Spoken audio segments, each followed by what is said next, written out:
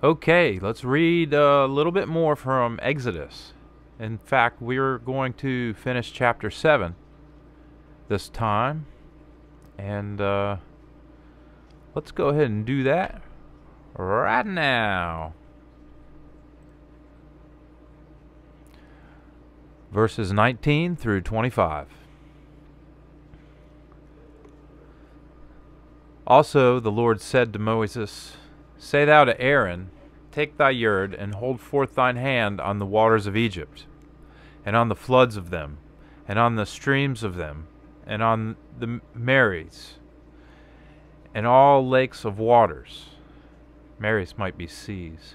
That thou be turned into blood, and blood be in all the land of Egypt, as well in vessels of tree as of stone.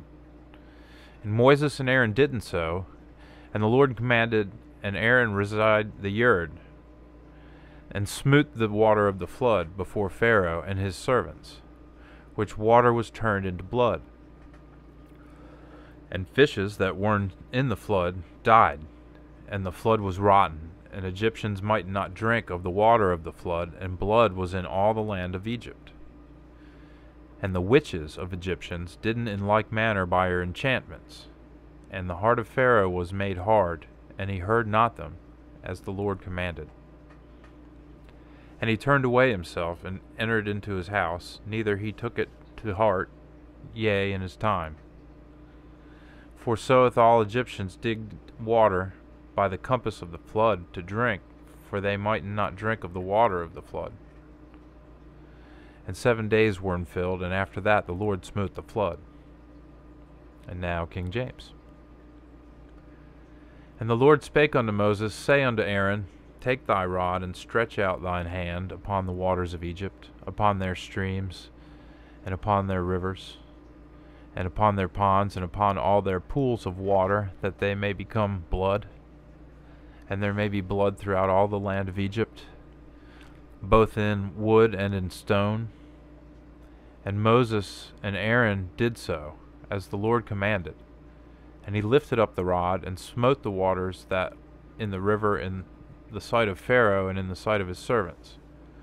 And all the waters that in the river were turned to blood.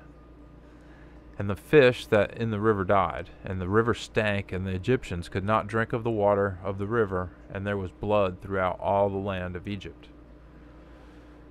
And the magicians of Egypt did so with their enchantments, and Pharaoh's heart was hardened, neither did he hearken unto them as the Lord had said.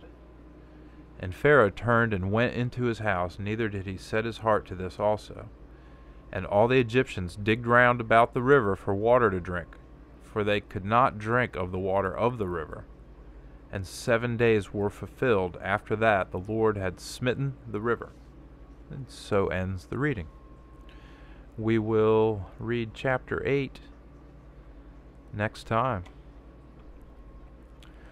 Hope to see you there. Let's listen to a little bit more about Ron Wyatt, and here's some more of those drawings on the rocks near Mount Sinai, and here's an aerial view and the coordinates on Google Earth to go look at them. And anybody that wants to do that, they can do it.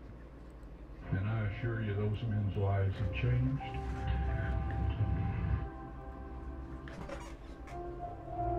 Jesus' blood flowed out of his side, a crimson current onto the rocks below, and onto the mercy seat of the Ark of the Covenant, ratifying the Old Covenant and the New Covenant.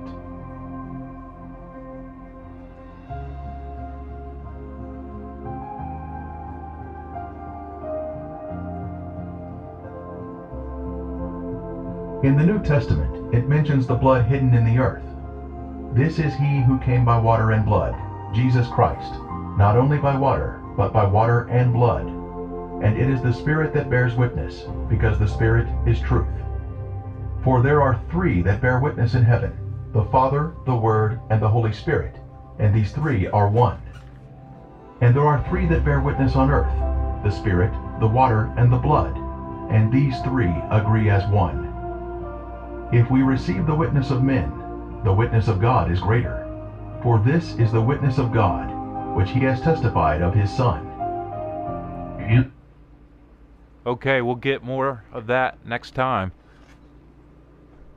Ron will explain what was just said there a little further. He'll elaborate on that, and hopefully you can check that out.